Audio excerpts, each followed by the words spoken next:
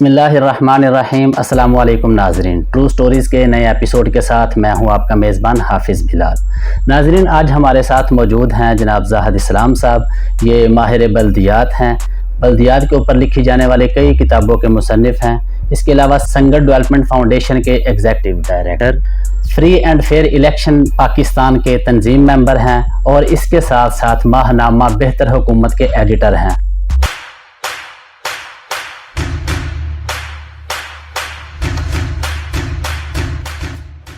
سر، سب سے پہلے یہ بتائیے کہ لوکل گورنمنٹ سسٹم کا پس منظر کیا ہے اور پاکستان میں یہ نظام پہلی بار کب متعارف ہوا؟ جی، لوکل گورنمنٹ کا پس منظر تو ہمارے تاریخی روایات میں بہت پرانا ہے۔ جی۔ ہندوؤں کی جو وید ہیں ان میں بھی ذکر ہے، اور جو یہاں ہڑپا، موہنجو-داڑو اور مہر گڑھ کی سویلائزیشن ہے اس میں بھی ذکر ہے اس کا۔ اور لوکل گورنمنٹ نہیں تھی، مگر جو لوکل گورنمنٹ کا کانسیپٹ ہے اس کا ذکر کسی نہ کسی شکل میں موجود ہے۔ پر جب ہمارے یہ انگریز آئے اور انگریزوں میں یہاں پہ بڑی آزادی کی تحریکیں بنی، ان کے خلاف چلیں، تو ایک آئینی اصلاحات کا پیریڈ ہے یہ 1930 کے بعد کا۔ اس کے اندر پھر بہت سی آئینی اصلاحات ہوئی ہیں، اور اسی میں جو اس وقت جو وائسرائے تھے لارڈ رائپن، جب ان کی آمد ہوئی ہے تو انہوں نے کہا کہ جو لوکل ایشوز ہیں اس کو سیٹل کرنے کے لیے لوکل گورننس ہونی چاہیے، اور اس کو وہ کہتے تھے لوکل سیلف گورننس، اور وہ کہتے تھے کہ لوکل سیلف گورنمنٹ کے ادارے ہونے چاہیے۔ اور وہ جو ابتدائی ادارے ہیں اس میں میونسپل کمیٹیاں تھیں۔ وہ میونسپل کمیٹیاں بڑے بڑے شہروں میں تھیں، جیسے کراچی میں تھی، بامبے میں تھی، کولکتہ میں تھی، مدراس میں تھی، جس کو اب ہم چنائی کہتے ہیں۔ تو یہاں یہ، اور پھر اس کے بعد لاہور میں بھی بن گئی، یا پشاور میں بھی بن گئی۔ تو یہ وہ ایریاز تھے جہاں پر میونسپل کمیٹیاں تھیں، اور جو دیہی علاقے تھے اس میں ڈسٹرکٹ بورڈز تھے، اور کچھ بلوچستان کے علاقے ایسے تھے کہ جو برٹش امپائر کے پاس نہیں، جس میں آزاد ریاستیں تھیں، اور طرح کا سسٹم تھا۔ قلات تھا، اس میں لسبیلا تھا، مکران تھا، خاران تھا، اور وہ ان علاقوں میں، اور کچھ علاقے جہاں پر انگریز تھا، اربنائزیشن بھی ہو گئی تھی، شہر بھی بن گئے تھے، کوئٹہ ٹائپ جو شہر تھے۔ ہاں، کوئٹہ ٹائپ کا، تو کوئٹہ میں تو انہوں نے میونسپل کمیٹی بنا لی، اس کو منی لندن بھی بولتے تھے کوئٹہ کو۔ بالکل، کیونکہ یہ بڑا امیروں کا علاقہ تھا، اس میں ساری پاپولیشن تھی۔ پر باقی وہاں جو چھوٹے شہر تھے اس میں جو پہلے لوکل گورنمنٹ کا سسٹم تھا اس کو کہتے تھے بازار کمیٹیاں، بازار ایریا۔ تو بازار ایریا کا مطلب یہ تھا کہ لوکل ایریا، اور بازار کمیٹی جو تھی اس کا مطلب تھا لوکل گورنمنٹ کا ادارہ، اور یہ پورے پاکستان کے اندر تھا۔ یعنی اس میں آپ دیکھیں کہ جو بڑے شہر ہیں اس پہ میونسپل کمیٹی ہیں، اور جو چھوٹے شہر ہیں، جو دیہات ہیں، اس میں پنچایتیں وغیرہ ہیں۔ مگر جو دیہات اور شہروں کے درمیان کا جو ایک قصبے نما چیزیں ہیں بہت تھی، ان کی بہت تعداد تھی، وہاں پر جو تھی بازار مارکیٹ کمیٹیاں، بازار ایریا اس کو بلوچستان میں بولتے تھے، اس کا باقاعدہ قانون تھا۔ باقی جگہ پہ یہ مارکیٹ کمیٹیاں تھیں، منڈیاں تھیں۔ ابھی بھی آپ دیکھیں تو بہت سے نام ہیں، دھوکہ منڈی، فیض آباد منڈی، اکبری منڈی نہیں، یہ جو شہروں کے علاقے ہیں منڈی، اور بہت سی جگہ ہیں، مانگا منڈی ہے، نارنگ منڈی ہے، منڈی بہاؤدین ہے۔ اب یہ جو بیسیکلی منڈیاں ہیں، یہ منڈیاں جو تھیں یہ بیسیکلی مارکیٹ کمیٹیاں تھیں۔ اچھا سر، یہ تو انگریز کا دور تھا، لیکن انگریز چلا گیا، پاکستان بن گیا۔ ہاں جی، جب 1947 میں پاکستان بن گیا تو یہ انگریز کے دور کا ماڈل یہاں پر فنکشنل تھا۔ فوری طور پہ نہیں، پہلے سے موجود تھا نا۔ میونسپل کمیٹیاں تھیں، یعنی جو لاہور کی میونسپل کمیٹی، کراچی کی، پشاور کی میونسپل کمیٹی 2-2 سال سے پرانی ہے، ٹھیک ہے۔ تو اس لیے یہ ایسے ہی چلتی رہی ہیں۔ منڈیاں جو تھیں، مارکیٹ کمیٹیاں، وہ بھی ایسے ہی چلتی رہی ہیں، اور ڈسٹرکٹ بورڈز بھی ایسے چلتے رہے ہیں۔ اور بلکہ ڈسٹرکٹ بورڈز اتنے پاورفل تھے کہ یہ ورنیکولر کا جو مڈل کا امتحان ہوتا تھا اور جو پرائمری کا ایگزام، وہ مڈل بورڈ، یہ ڈسٹرکٹ بورڈ لیا کرتے تھے، اور اس ڈسٹرکٹ بورڈز کی اپنی ٹرانسپورٹ تھی۔ یعنی ٹرانسپورٹ کمپنیاں ان کی اپنی تھی جو انٹر سٹی ٹرانسپورٹ تھی. مثلاً ہم جب چھوٹے تھے تو میں نے اپنی آنکھوں سے دیکھا ہے کہ سیالکوٹ سے لاہور جو ٹرانسپورٹ چلتی تھی وہ لوکل گورنمنٹ کی تھی. تو اس لیے یہ لوکل گورنمنٹ کے ادارے اپنی ابتدائی شکل میں پاکستان بننے سے وقت موجود تھے, اتنے ماڈرن نہیں تھے. ان کو ماڈرن کیا ہے ایوب خان نے آ کے, کہ ایوب خان نے اس سارے کو ایک یونیورسل سسٹم دے دیا اور بڑا یکساں بنا دیا. وہ تھا کہ بیسک ڈیموکریسی, کہ وہ ایک بیسک مارشل لا کے بعد بیسک ڈیموکریسی آرڈر لے کے آیا. اس کے تحت اس نے کہا کہ شہر سارے جو ہیں ان پہ میونسپل کمیٹیاں ہوں گی, اور جو بڑے شہر ہوں گے اس میں میونسپل کارپوریشنز ہوں گی, جو چھوٹے شہر ہیں ان میں ٹاؤن کمیٹیاں ہوں گی, اور دیہی علاقوں کے اندر یونین کونسلیں ہوں گی, اور جو بڑے بڑے قصبے ہوں گے, بڑے جہاں دیہات ہوں گے, وہاں پر مرکز یونین کونسل ہوگی. اور پھر یہ کہا کہ ان ساری یونین کونسلوں کو ملا کے دیہی علاقے کے لیے ضلع کونسل بنا دی جائے گی. تو یہ ضلع کونسل, یونین کونسل, مرکز یونین کونسل, تحصیل کونسل, ہاں وہ ٹاؤن تحصیل کونسل, وہ تحصیل کونسل اس کا نام نہیں تھا, ٹاؤن کونسل تھی, بڑے بڑے قصبوں کے اوپر تھی, تحصیل کے اوپر نہیں تھی. اور شہر میں میونسپل کمیٹیاں, میونسپل کارپوریشنز, یہ سارے کا سارا سسٹم جو ہے یہ اسٹرکچر کیا ہے بنیادی جمہوریتوں کے نظام میں. اب تک پاکستان میں کتنے لوکل گورنمنٹ سسٹم متعارف آ ہو چکے ہیں, اور ان میں سے آپ کے نزدیک سب سے اچھا سسٹم کون سا تھا؟ ہوا یہ ہے کہ اس میں ایک اور ڈیولپمنٹ, پولیٹیکل ڈیولپمنٹ ہو گئی کہ پاکستان میں ویسے تو بہت سی انڈیپینڈنٹ ریاستیں تھیں جو بعد میں پاکستان کا حصہ بن گئیں, جیسے کلات کی بعد میں بنی ہے, بہاولپور کی بعد میں بنی ہے, امب اور یہ چترال وغیرہ کی, سوات کی, دیر کی, یہ ساری ریاستیں بعد میں مرج کی ہے. لیکن صوبے تو تھے. خیبر پختونخوا کا نام تھا north west frontier province, Sindh تھا, بلوچستان تھا, اور لاہور پنجاب تھا. مگر ان صوبوں کو ملا کے ایک ون یونٹ بنا دیا, کیونکہ لڑائی تھی اصل میں مغربی پاکستان اور مشرقی پاکستان کے لوگوں کی, سیاستدانوں کی, لوگوں کی نہیں, سیاستدانوں کی. تو انہوں نے کہا جی سارا مشرقی پاکستان ایک یونٹ ہے, اور سارے مغربی پاکستان کے چاروں یونٹ جو ہیں وہ ایک یونٹ ہے, ون یونٹ بن گیا. تو وہ لوکل گورنمنٹ کا سسٹم بھی پھر وہ صوبوں سے نکل کے مرکز میں آ گیا. پھر ایوب خان آئے تو وہ ون یونٹ میں تھے.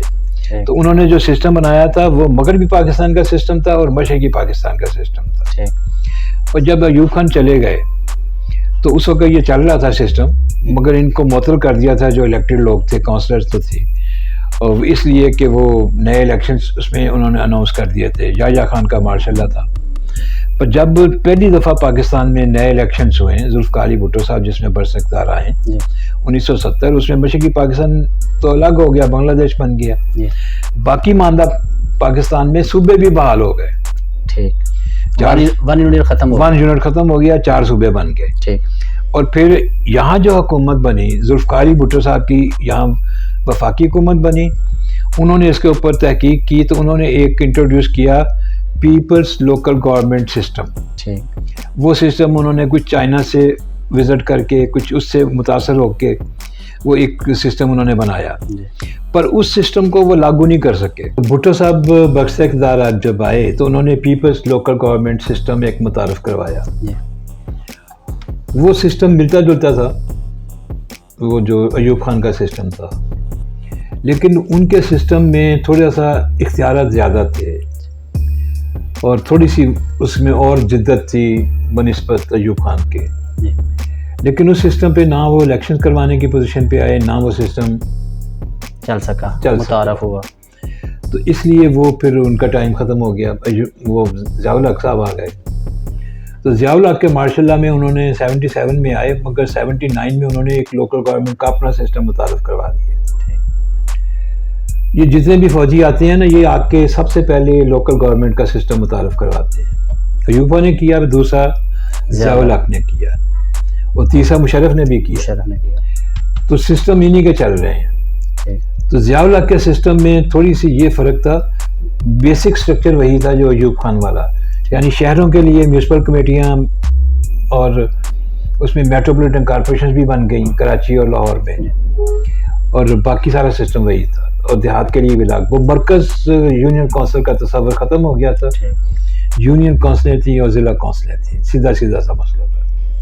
یہ سسٹم چلتا رہا ہے، اور یہ پھر صوبے اپنا اپنا بناتے تھے، جس میں کیونکہ 1973 کا آئین آ گیا تھا، آئین میں یہ صوبوں کے پاس اختیار چلا گیا تھا لوکل گورنمنٹ کا، تو سب صوبوں کا اپنا اپنا قانون تھا، ملتے جلتے تھے ضیاء الحق کے زمانے میں، پر قانون ان کے اپنے اپنے تھے، اپنا اپنا سسٹم تھا سارا، اپنا اپنا سسٹم تھا، اس میں یکسانیت تھی، ملتے جلتے تھے، لیکن قانونی لحاظ سے وہ اپنا اپنا تھا، الگ الگ تھا۔ اور پھر اس کے بعد درمیان میں جب وہ 88 کے بعد جمہوری حکومتیں آئی ہیں تو لوکل گورنمنٹ کا سسٹم وہی رہا۔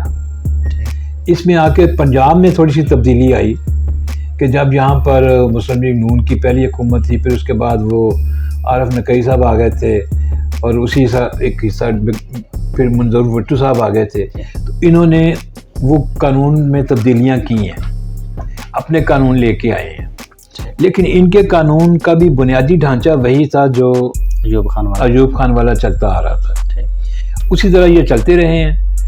اور پھر اس کے بعد مشرف صاحب آ گئے، مشرف صاحب نے آ کے پورا سسٹم الٹا کر دیا، وہ مختلف کر دیا کہ ضلع گورنمنٹ کا تصور لے آئے، اور شہروں کے اندر شہری گورنمنٹ تھی اور ضلع گورنمنٹس تھی، اور پھر ضلع کونسل تھی، پر ضلع کونسل سے مطلب وہ ضلع کونسل نہیں تھا جو ایوب خان کے سسٹم میں تھا، یہاں ضلع گورنمنٹ سے مطلب ضلع کونسل سے مطلب ضلع گورنمنٹ کی کونسل تھی، اور جو ڈپٹی کمشنر تھا، جو ضلع کا انچارج تھا، ایڈمنسٹریٹو انچارج تھا، اس کے اختیارات جو تھے وہ منتخب ناظم کے پاس تھے، اور ڈی سی او جو تھا وہ ڈپٹی کمشنر کو ڈی سی او کہتے تھے، کوآرڈینیشن آفیسر، کہ وہ کوآرڈینیٹ کرتا تھا، اور وہ سیکرٹری ہوتا تھا ڈسٹرکٹ گورنمنٹ کا، تو اس لیے وہ جواب دیتا بہت باتوں کے اوپر، الیکٹڈ ڈسٹرکٹ ناظم کے اوپر۔ اور پھر اس میں نمائندگی بڑی وسعت آ گئی تھی، اور بہت بڑی تعداد میں، یعنی پہلے لوکل گورنمنٹ کونسلز پورے مغربی پاکستان میں ایوب خان کے زمانے میں 40,000 تھے، پورا مغربی پاکستان ایک 1 یونٹ کی شکل میں، اور 40,000 مشرقی پاکستان تھے، لیکن مشرف کے زمانے میں صرف پنجاب کے جو تھے وہ 40,000 سے زیادہ تھے، تو اس لیے اس میں وسعت آ گئی تھی نمائندگی میں، آبادی بھی بڑھ گئی تھی۔ مشرف کا جو سسٹم تھا وہ مشرف کا سسٹم کو بہت سے لوگ کہتے ہیں بہت اچھا تھا، پر اس میں اچھائی بات جو تھی، ایک تو اس میں نمائندگی کی وسعت تھی، دوسرا اس میں یہ تھا کہ اس میں بیوروکریسی جو تھی وہ جواب دہ تھی، وہ اس میں حاکمیت کا تصور نہیں تھا کہ حاکم جو ہے وہ سرکاری افسر ہو، حاکم الیکٹڈ بندہ تھا جو ڈسٹرکٹ ناظم تھا، اس کے پاس اختیارات زیادہ تھے، اور اس لحاظ سے وہ ایک کانٹروورسی بھی ڈیولپ ہو جاتی تھی، متحارب پوزیشن میں آ جاتے تھے، لیکن یہ سسٹم اس کا چلتا۔ پھر اس کے فنکشنز بہت تھے، اس میں ڈیولیوشن تھی، ڈیولیوشن کہتے ہیں کہ جس میں صوبے کے اختیارات جو ہیں وہ ضلع کے پاس چلے جائیں، تو مشرف کے زمانے میں 13 صوبے کے اختیارات ضلع کے پاس تھے، آگے پیچھے جتنا لوکل گورنمنٹ کا سسٹم ہے وہ صرف بلدیاتی ذمہ داریاں ادا کرتا ہے، پر مشرف کے زمانے میں وہ صحیح معنوں میں ڈسٹرکٹ لوکل گورنمنٹ تھی، کہ ان کے پاس پورے ضلع کے اور صوبے کے 13 اختیارات ضلع کر رہا تھا، اور اس کے ادارے کر رہے تھے۔ تو مشرف کا سسٹم جو ہے وہ پنجاب میں تو 1 جنوری 2017 تک قائم رہا، لیکن باقی صوبوں میں وہ بدل گیا، بلوچستان میں 2010 میں ختم ہو گیا، اور انہوں نے اپنا سسٹم لے آئے، اور باقی جگہ کے اوپر 2013 میں سب جگہ، خیبر پختونخوا میں اور سندھ میں، پنجاب میں بھی قانون 2013 کا بنا، پر اس قانون کے تحت الیکشنز بھی ہو گئے، لیکن سسٹم مشرف والا 1 جنوری 2017 کو ختم ہوا۔ سر الیکشن ایکٹ 2017 پر کس حد تک عمل درآمد ہوا؟ الیکشن ایکٹ 2017 پر عمل درآمد تو ہو رہا ہے، اس سے پہلے یہ 6 قوانین تھے، اور 6 قوانین کو اکٹھا کر کے الیکشن ایکٹ 2017 بنایا گیا، پر بیسیکلی یہ الیکٹرل سسٹم سے متعلق ہیں، تو پولیٹیکل پارٹی کی رجسٹریشن اس کے ذریعے ہوتی ہے، لوکل گورنمنٹ کے الیکشن اس کے ذریعے ہوتے ہیں، جنرل الیکشنز ہوتے ہیں، قومی اسمبلی کے الیکشن، صدر کا الیکشن اور سینٹ کے الیکشنز، ان سارے الیکشنز کا جو الیکٹرل پروسیس ہے، انتخابی عمل جو ہے، وہ الیکشن ایکٹ 2017 کے تحت چلتا ہے، اور اسی کے تحت عمل درآمد ہو رہا ہے، اسی میں ترامیم ہو رہی ہیں، اور اسی میں وہ آپ سمجھتے ہیں کہ اس کے اوپر اچھے طریقے سے عمل درآمد ہو رہا ہے؟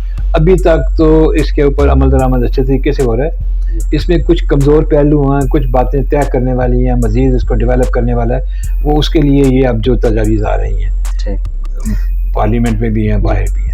سر یہ جو 2015 یعنی کہ لیٹسٹ جو لوکل گورنمنٹ سسٹم ہے، اس کی خامیاں اور خوبیاں چند اس وقت جو لوکل گورنمنٹ سسٹم ہے یہ پنجاب کے اندر 2013 والا سسٹم تھا جو مئی 2019 تک چلا ہے۔ ٹھیک، مئی 2019 میں انہوں نے نیا سسٹم متعارف کروایا، جو نئی حکومت آئی ہے اس نے پرانے سسٹم کا قانون ہی ختم کر دیا، اور اس کے قانون کے تحت جو رجسٹرڈ لوگ تھے ان کو بھی برخاست کر دیا۔ ٹھیک، اور نئے سسٹم کے تحت فرق صرف یہ تھا کہ اس میں ضلع کونسل تھی، جی اب یہ تحصیل کونسل ہے، ٹھیک، اور اس میں یونین کونسل تھی، جی اب اس یونین کونسل کو تھوڑا سا چھوٹا کر کے اس کو کہتے ہیں ولیج کونسل۔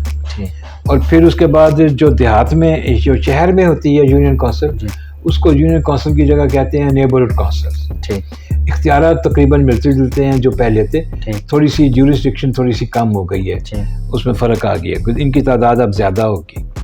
یہ انہوں نے ڈھانچہ بنا دیا، جی ایڈمنسٹریٹر اس کو چلا رہے ہیں، مگر اس میں ڈیولپمنٹ یہ ہو گئی ہے کہ وہ جن کو برطرف کیا تھا نا 2013 کے قانون، جی جی وہ ادارے بھی اور وہ بندے بھی بحال کر دیے ہیں سپریم کورٹ نے، ٹھیک، اور سپریم کورٹ نے کہا ہے کہ ان سب کو اس طرح بحال کر دیں جس طرح آپ کے قانون آنے سے پہلے تھے۔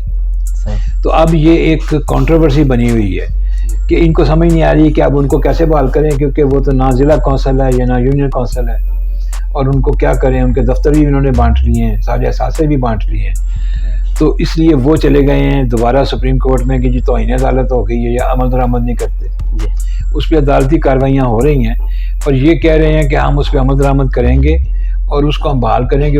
اس کے لیے انہوں نے کمیٹیاں بنائی ہوئی ہیں جو وہ اس کی بحالی کے لیے اقدامات کر رہے ہیں۔ اگر سر یہ بحال کر دیتے ہیں تو یہ ان کی خامی ہوگی یا خوبی ہوگی؟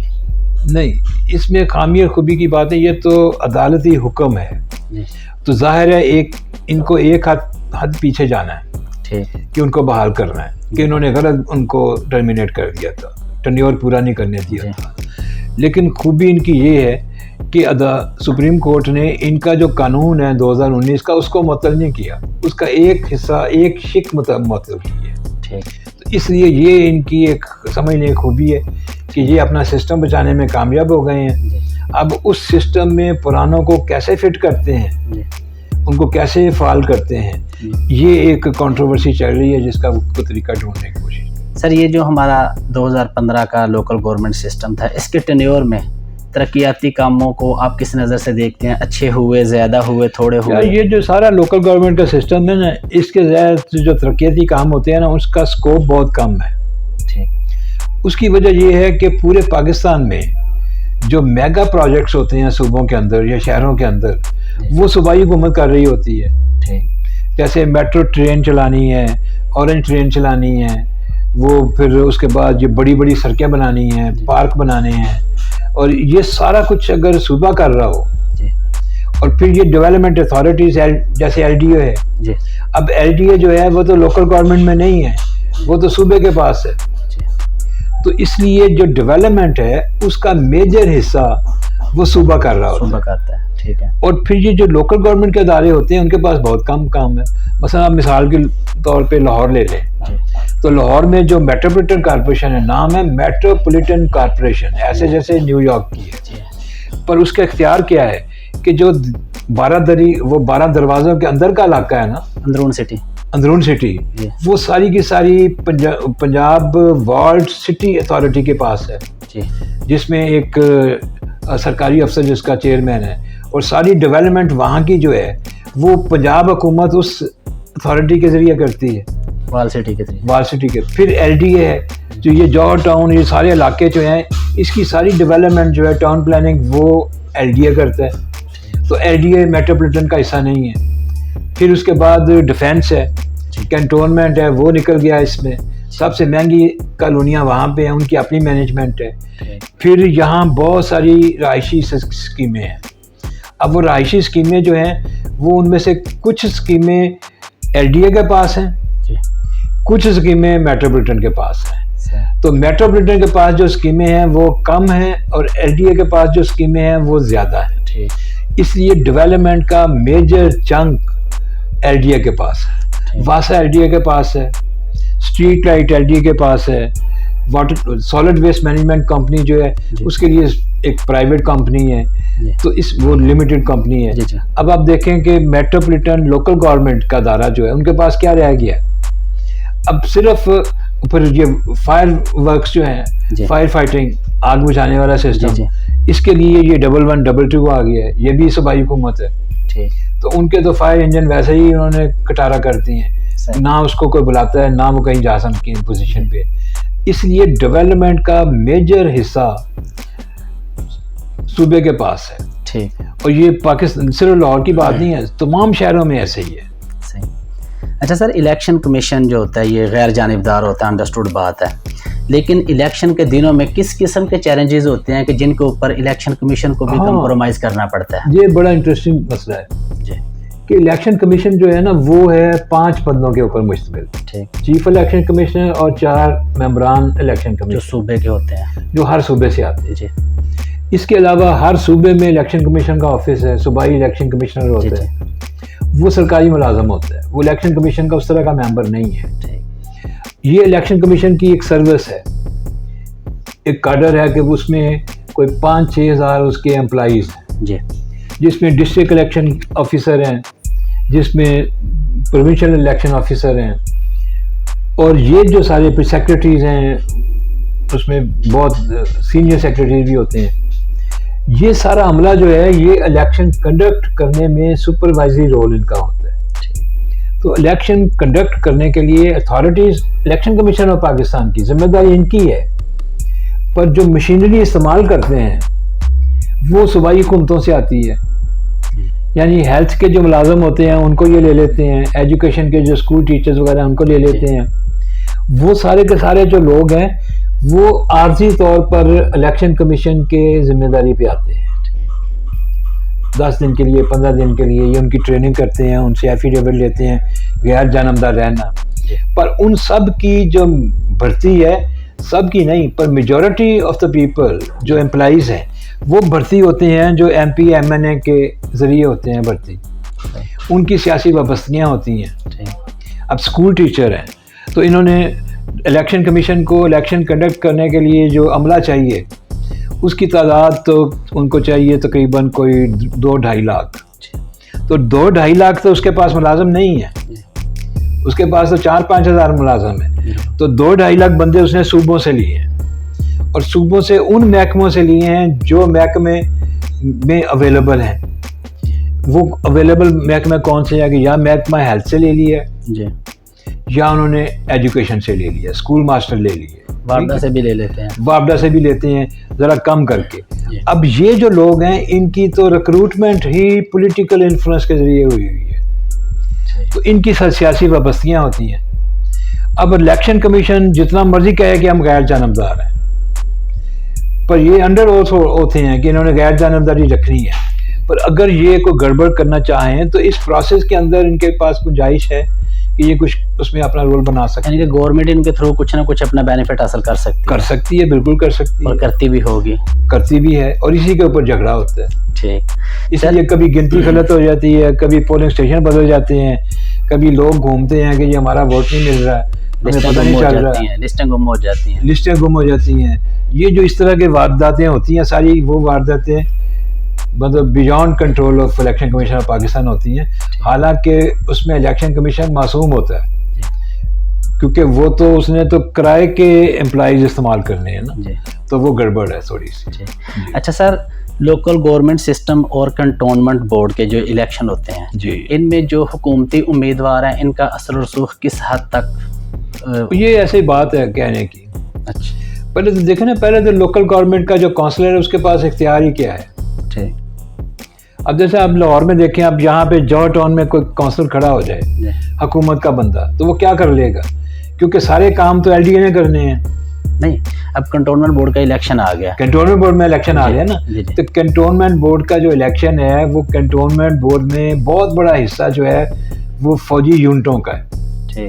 جو فوجی یونٹ ہیں اس میں ووٹر تو ہیں, پر اس کی ایڈمنسٹریشن جو ہے وہ ایم ای ایس کے پاس ہے.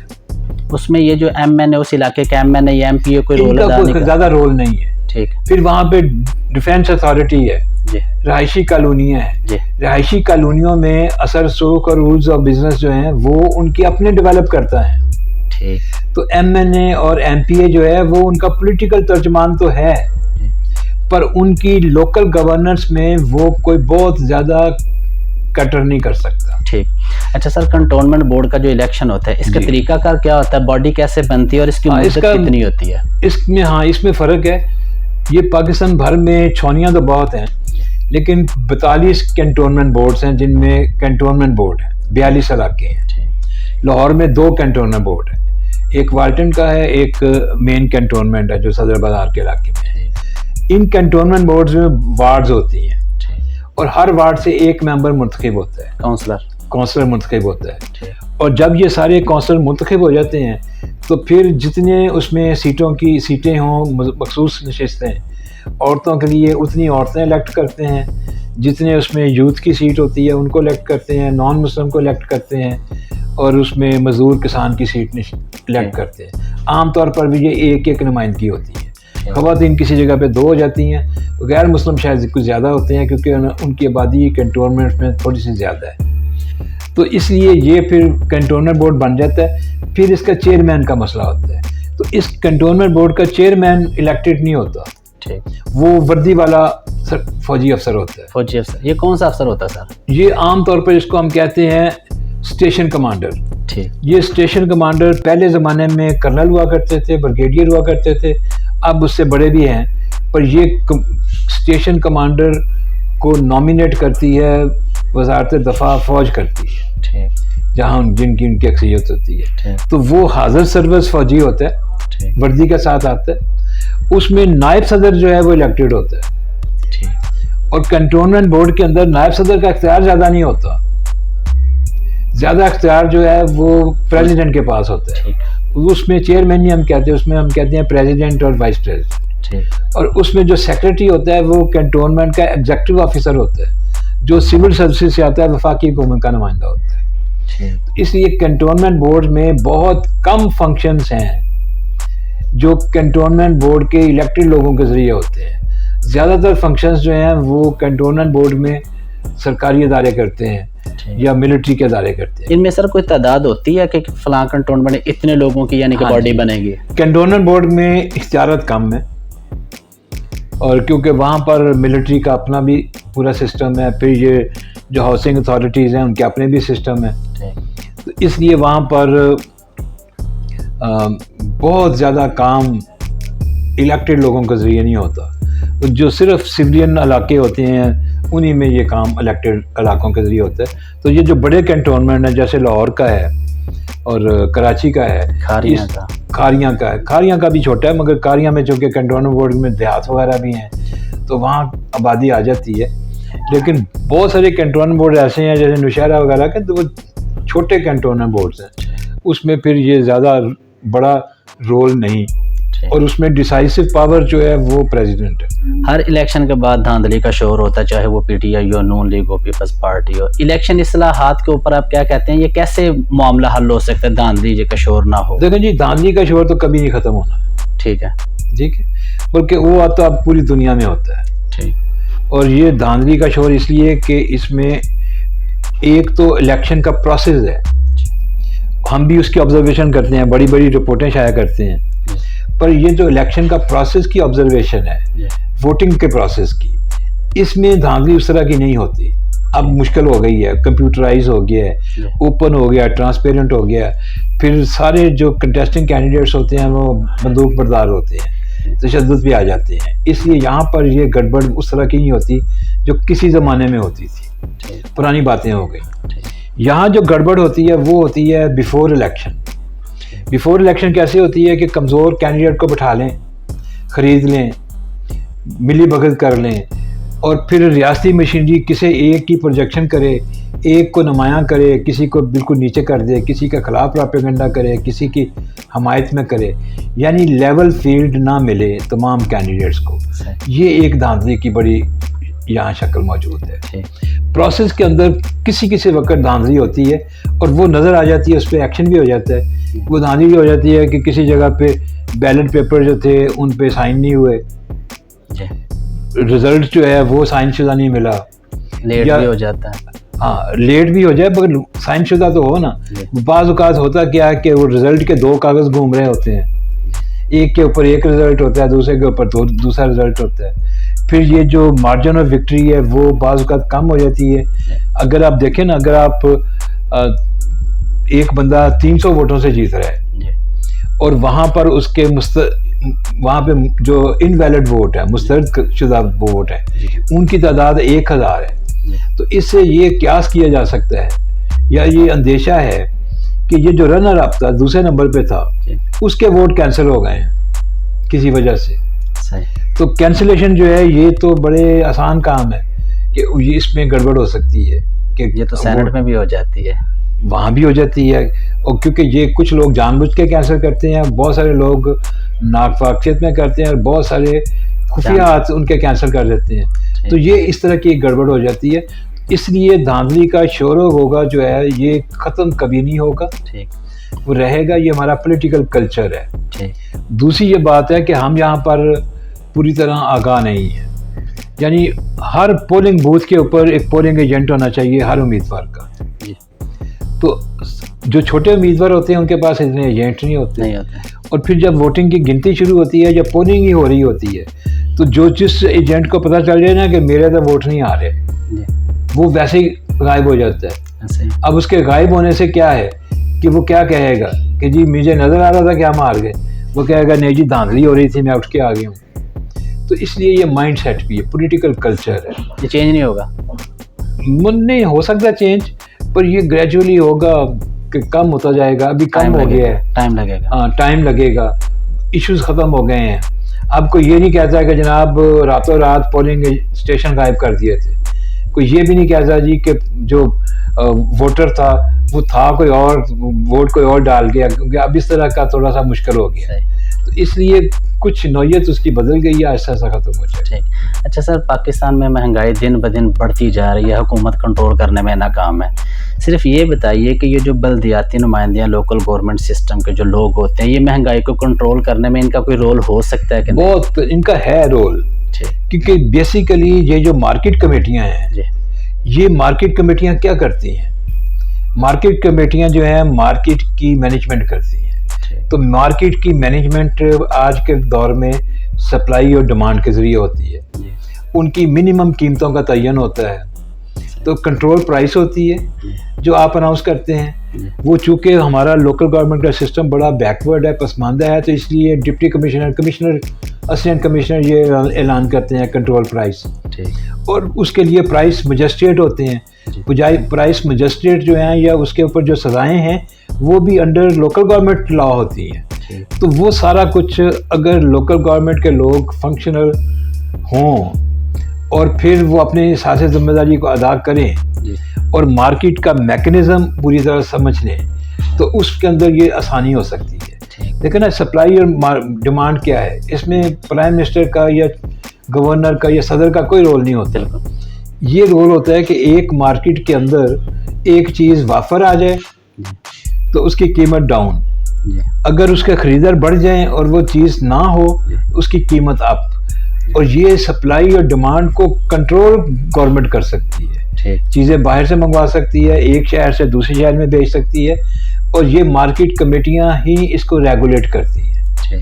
تو یہاں ہمارے ہاں تو چونکہ سارا سسٹم ہی گڑبڑ ہے، اس لیے یہاں ہر چیز گڑبڑ ہے. اور پھر ہم یہاں پہ تو کتا کرنے کی ہمیں عادت ہے، آوے ہی آوے جاوے جاوے، اس سے زیادہ ہم سوچتے نہیں ہیں. دودھ میں گڑبڑ ہو تو وہ بھی ہم ڈال دیتے ہیں کہ یہ وفاقی حکومت کی وجہ سے ہے، حالانکہ اس کو کنٹرول کرنے کے لیے فوڈ اتھارٹی ہے، اور فوڈ اتھارٹی کو لوکل گورنمنٹ کے پاس ہونا چاہیے. پہلے فوڈ انسپیکٹر ہوتے تھے، تو وہ فوڈ انسپیکٹر دوبارہ آئیں اور وہ کنٹرول کریں کھانے پینے کی چیزیں، معیاری خوراک. تو یہ افیکٹو ہو جائے گا. لوکل گورنمنٹ کا system is very much there, ignored ہے، انڈرمائن کیا گیا ہے، یہ الگ بات. اچھا سر، یہ بتائیے کہ جب بھی پاکستان میں مارشل لا لگتا ہے، ایوب خان ہوں جیسے آپ نے بھی ذکر کیا، مشرف ہوں، ضیاء الحق ہوں، یہ بلدیات کو، لوکل گورنمنٹ سسٹم کو بہت زیادہ اپ کرتے ہیں، لیکن جمہوری حکومتیں اس سے کیوں کرنی کتراتی ہیں؟ دیکھیں نا، پہلی بات یہ ہے کہ یہ مارشل لا سارا جو ہے نا وہ سیاسی جماعتوں سے لڑ کے آ رہا ہوتا ہے. سیاسی جماعتوں کو بین کرتے ہیں. ان کو چاہیے کہ نئی پولیٹیکل لیڈرشپ، نئی سیاسی جماعت. اب آپ دیکھیں کہ سارے ماشاء اللہ کے لوگ جو آئے، ایوب خان، ضیاء الحق اور مشرف صاحب، یہ جب گئے ہیں، ضیاء الحق صرف اس میں مر کے گیا ہے، پر اس نے بھی اپنی پولیٹیکل جماعت بنا لی تھی. یہ جو نواز شریف اور جنیجو صاحب کی جماعت تھی، یہ ضیاء الحق کی حمایت سے بنی تھی. اور جب اس نے وردی اتارنی تھی تو اس نے بھی انہی کے ساتھ جوائن کرنا تھا. اور ایوب خان نے بھی مسلم لیگ بنائی، وہ کنونشن مسلم لیگ کہلواتی تھی. اور پھر اس کے بعد مشرف صاحب نے بھی مسلم لیگ بنوائی، آل پاکستان مسلم لیگ. تو اس لیے یہ جب آتے ہیں تو آتے ہیں ماشاء اللہ کے ذریعے، طاقت کے بل بوتے پہ، پر جب جاتے ہیں تو ایک پولیٹیکل پروسیس سے جاتے ہیں. یعنی کہ یہ ان کی مجبوری بھی ہوتی ہے بنانے کی، ان کی مجبوری بھی ہوتی ہے، یا ان کو پھر شوق ہوتا ہے. یہ بھی نہیں کرتے کہ ماشاء اللہ کہیں جی ہم ختم کر دیا تو اب ہم چلے.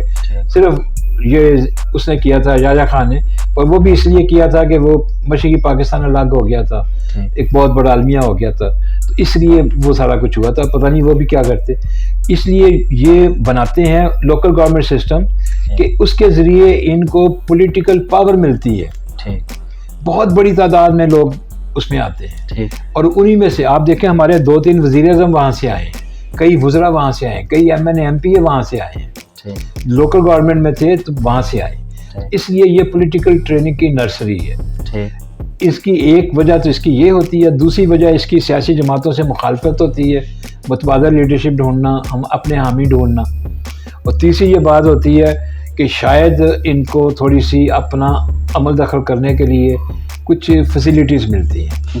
لیکن جمہوری سسٹم میں اس کا پرابلم کیا ہے؟ اب جمہوری سسٹم میں پرابلم یہ ہے کہ وہ تو آلریڈی اسمبلی کے ممبر ہوتے ہیں، عوامی نمائندے ہوتے ہیں.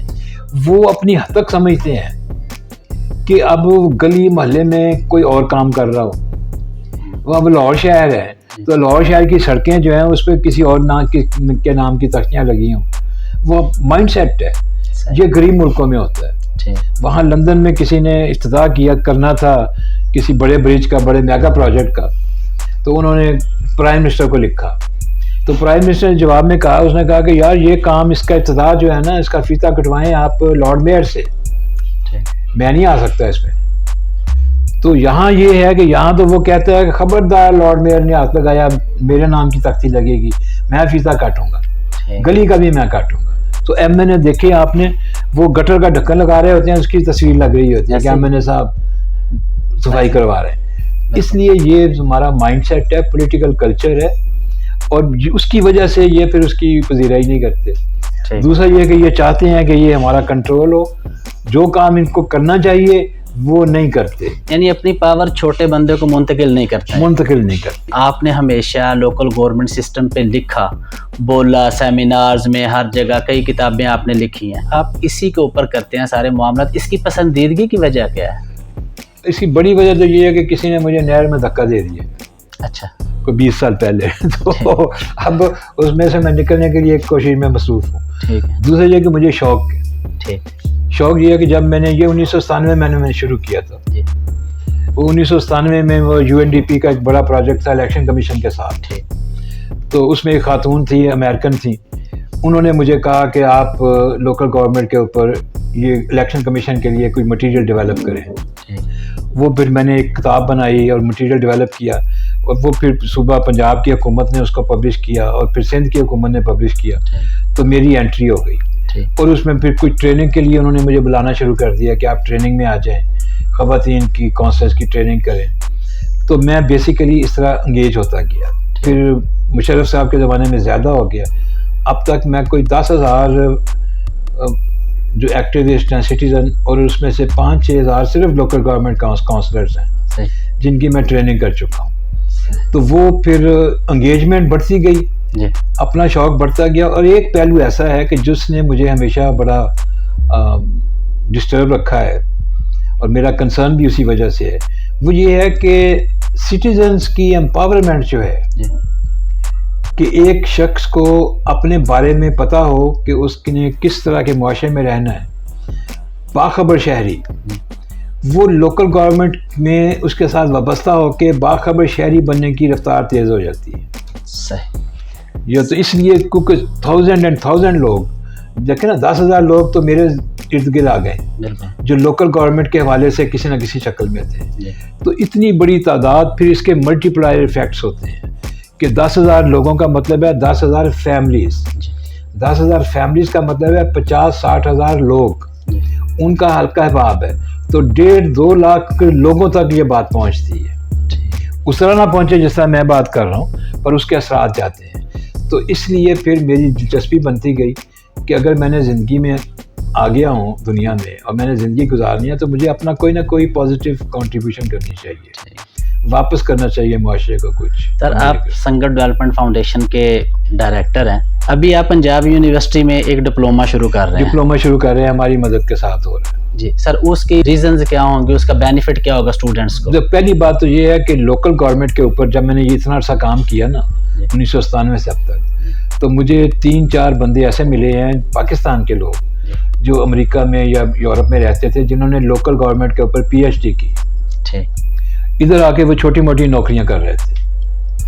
تو وہ میں نے دیکھا کہ لوکل گورنمنٹ ایک سبجیکٹ ہے، ڈسپلن ہے ایک باقاعدہ، جس میں دنیا بھر میں ریسرچ ہو رہی ہے، PhD ہوتی ہے، ڈاکٹریٹ ہوتی ہے اس کے اوپر.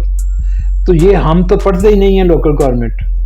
ہمارے لوکل گورنمنٹ کا اثر کتنا ہے کہ ہم سو کے اٹھتے ہیں نا عام شہری، لوکل گورنمنٹ سے اس کا واسطہ پڑ جاتا ہے، اور رات کو سونے تک اس کا ہر کام لوکل گورنمنٹ کے ساتھ ہے. اور لوکل گورنمنٹ میں جو منتخب لوگ ہوتے ہیں ان کی تعداد بھی 1.5 لاکھ کے لگ بھگ ہوتی ہے. 7-8 ہزار ادارے ہیں لوکل گورنمنٹ کے. اتنی اہم چیز پڑھائی کے بارے میں کوئی نہیں ہے، فارمل پڑھائی. ایک تو یہ احساس تھا. دوسرا یہ تھا کہ دنیا میں لوگ پڑھ رہے ہیں تو ہم بھی پڑھیں. اور اس کے لیے پھر میں نے بڑی کوشش کی ہے. بہت سی پبلک یونیورسٹیز ہیں جہاں ہمارے 300-400 یونیورسٹیز ہیں، مگر لوکل گورنمنٹ کوئی نہیں پڑھاتا. دنیا بھر کے ڈسپلن پڑھاتے ہیں، مینجمنٹ، کاؤنسلنگ، اب انشورنس کی تعلیم بھی دیتے ہیں، خواتین کی تعلیم بھی دیتے ہیں، جینڈر اسٹڈیز ہیں، ماحولیات کی تعلیم، ہر قسم کی تعلیم ہے مائنس لوکل گورنمنٹ، جو اتنا زیادہ اہم شعبہ ہے. تو اس لیے اب بڑی مہربانی ان کی پنجاب یونیورسٹی کی انتظامیہ کی اور پولیٹیکل سائنس ڈپارٹمنٹ کی چیئرپرسن کی، وہ خاتون ہیں، انہوں نے ایگری کیا. انہوں نے کہا جی ہم ایک ڈپلوما کرتے ہیں. پھر انہوں نے ہائر ایجوکیشن کمیشن سے اجازت لی، تو ڈپلوما وہ ایوارڈ کریں گے، ٹھیک ہے، اسٹوڈنٹ وہ لے کے آئیں گے. ڈپلومے کی جو ڈیزائننگ آرٹس اس کے پیپر ہوں گے، اور وہ ڈپلوما اسی طرح ہوگا جس طرح ان کی ڈگریاں ڈپلومے ایوارڈ کرتے ہیں، وہ اسی طرح اس کو پڑھائیں گے. پر اس میں سبجیکٹ میٹر جو ہے، جو کریکولم ہے، اس کی ڈیولپمنٹ میں میری مدد ان کو شامل ہے. وہ ہم اس کے لیے میں نے آؤٹ لائن بنائی ہے. انفارچونیٹلی وہ خاتون جو ہیں ان کو کرونا ہو گیا تو وہ کوارنٹائن میں ہو گئی ہیں. آج کل میں ان کا پازیٹیو ٹیسٹ نیگیٹو ٹیسٹ میں کنورٹ ہوگا، وہ دوبارہ آئیں گی. تو اس مہینے سے پہلے ہم نے کہا تھا کہ اپریل میں سپٹمبر میں اعلان کر دیں گے. اب پریپریشنز اس کی ساری ہو گئی ہے، اس کا فارمل اعلان ہونا باقی ہے. تو وہ میرا خیال ہے اب سپٹمبر کے آخر میں شاید. کتنی دیر کا ڈپلوما ہوگا؟ 8 مہینے. یہ ہماری ان کے ساتھ کولیبریٹڈ ایفرٹ ہے. بہت شکریہ سر، آپ نے تھینک یو ویری مچ، بہت شکریہ.